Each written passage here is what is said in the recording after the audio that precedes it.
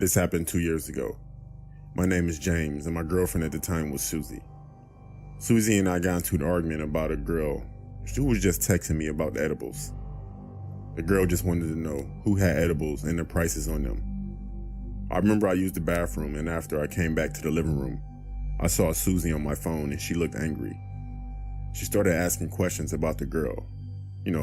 Regular questions. Am I cheating on her? Is she pretty? The most disturbing one was, if she was right here, right now, would I kiss her or my girlfriend? That was the PG version of what she really asked. I told her she texted me about edibles, and besides that, the girl doesn't even like guys. But I don't think my girlfriend knew that. So we continued to argue for about 20 minutes. I started to say this is stupid, and I remember looking at the clock and it was 11 p.m. Since she was staying over that night, I told her we should just stop fighting and try to get some sleep or watch a movie. We agreed and turned on a movie. We were watching Don't Be a Menace in South Central while drinking a juice in the hood. As we were watching the movie, I noticed she was on her phone typing fast and just really involved in her phone. Every time I leaned in a little closer to see what was going on, she would always move her phone away and just give me a cold shoulder. We continued watching the movie until I heard somebody at my door. I said, I wonder who that could be at this time. Again, I looked at the clock, and now it was 1 a.m. My mom was in her room asleep, but after she heard the doorbell, she woke up asking who that was. I told her I didn't know, but I was going to find out.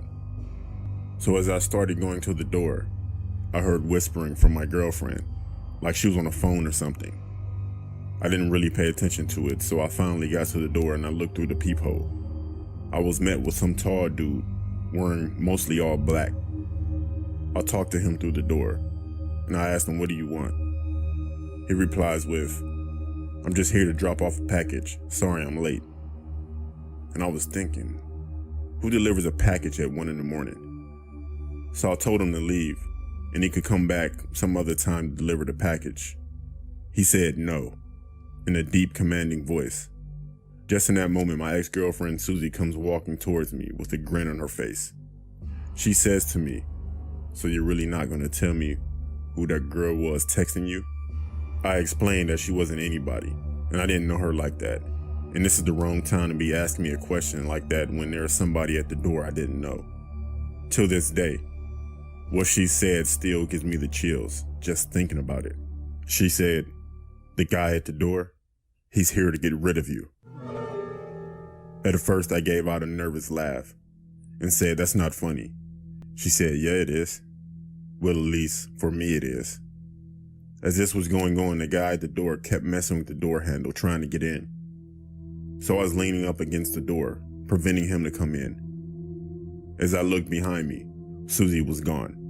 A few seconds later, she comes back with a knife and said, either he's going to get you or I will. I started flipping out and thinking, what am I going to do? I can't die right here. Just in that moment, I heard a commanding voice saying, back away from the door or we'll shoot. I thought to myself, what the fuck? So I swung open the door, and there was the police. One of the police officers told Susie to drop the knife because when I took my eyes off of her and I opened the door, she was right behind me, like literally right behind me. But the officer saying that must have scared her, and she dropped the knife immediately.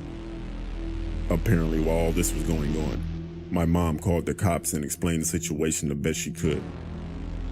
She pretended to be asleep so she wouldn't cause attention to herself and could get help as fast as she could. The police arrested both of them and took them to the station. Apparently, the guy that was there was her cousin. And the whole time the movie was playing, she was texting him, telling him to come over and quote unquote, deal with me. I'm just happy that I'm still here today. My mom saved my life. I don't even want to imagine what they would have done with me.